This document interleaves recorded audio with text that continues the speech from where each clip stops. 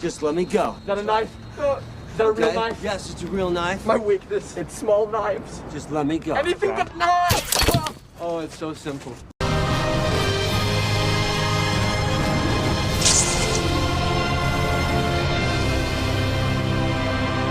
Spider-Man, I love that people are having a collective escapist experience in mass. You know, that's fun. It's fun to be a part of that joy for people. Do you sneak into the back of the theaters and watch them have fun? I have. I remember on the first Spider-Man, a bunch of us like took a bus and rode around. Here we have Tobey Maguire talking about his experience on filming the Spider-Man movies. And now you're probably wondering, why are you showing us this? Well, because the date that this was taken on is actually very significant.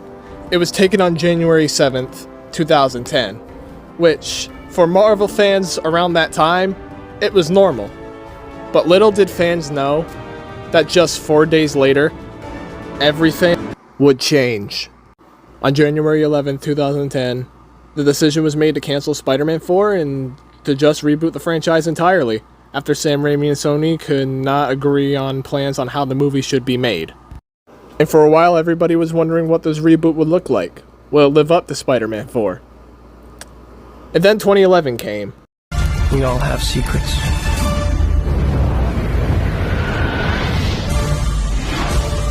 The ones we keep. What I just showed you there was the first teaser trailer for The Amazing Spider-Man starring Andrew Garfield.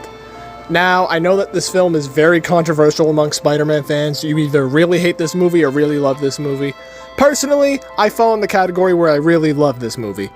I may be a little biased since I do have a lot of fond memories with this film.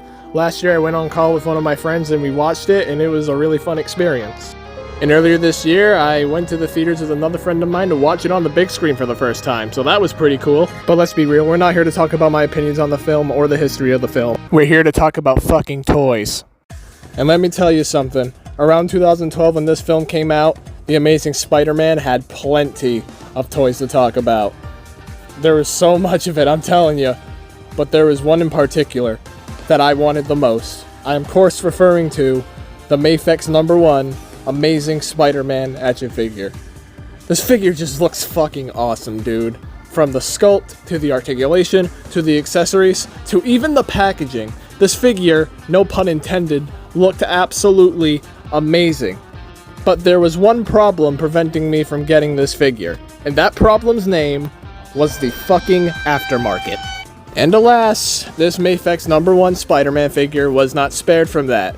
Prices range from $420 to $850, $1,000, hell, even sometimes over $2,500. For the love of God! For the love of God!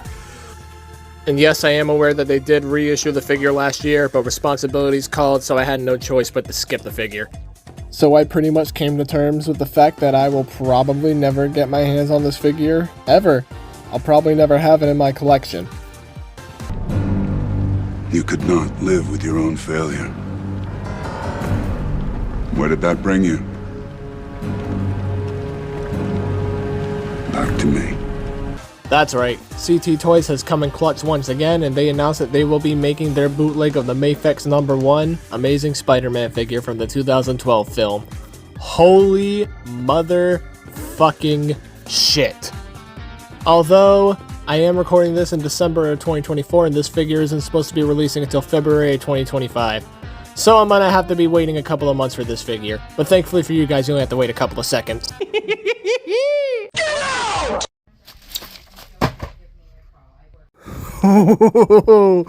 Oh my god, he's finally here. He arrived a month early though, which is weird, but also, you know, the earlier the better, I guess. Now, the box itself isn't anything special. As a matter of fact, it's actually missing logos, because apparently Marvel actually went after CT Toys for a little while, so that's why. But let's get him out of here. Crouch! No pun intended. This figure looks fucking amazing. Just, wow. just by looking at it, this is CT's best paint job yet.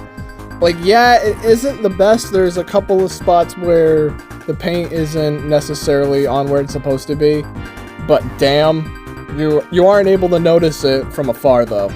So yeah, this figure is fucking awesome, dude. But of course, how well can this guy pose? Let's find out. What are you? You a cop? Really? You seriously think I'm a cop? Cop in a skin-tight red and blue suit. You know, you're... Alright, let's see how well this guy can pose now. First of all, he can look up pretty well. And this is before Mafex's modern day engineering of figures, so he doesn't really have a dumbbell for him to look up. And now the arms are a bit weird. They have a drop-down feature so you can get more range, which... I mean, I've never seen it on a figure before, but it's fine. Of course, you got your upper arm cut along with double jointed elbows and a wrist hinge. And of course, like I said, with the arms, you have to drop down the joints, so you can get some pretty good range with that. He can crunch forward pretty well, but for some reason, he crunches back way more. Huh. And of course, he can kick out pretty decently.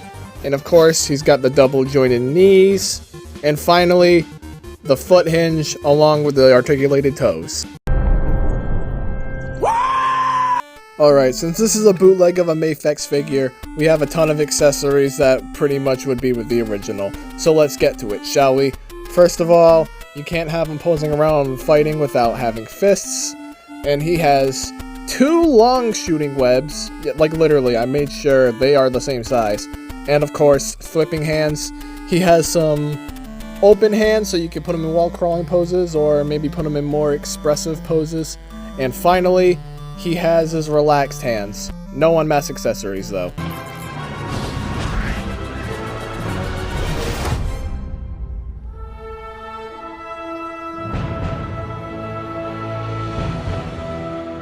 Okay, now let's see how this Spidey figure looks next to others.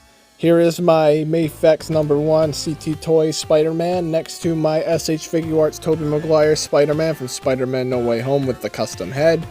And of course, here he is next to a fellow CT Toys figure, the SH Figuarts Black Suit Spider-Man from Spider-Man 3, also with a custom head.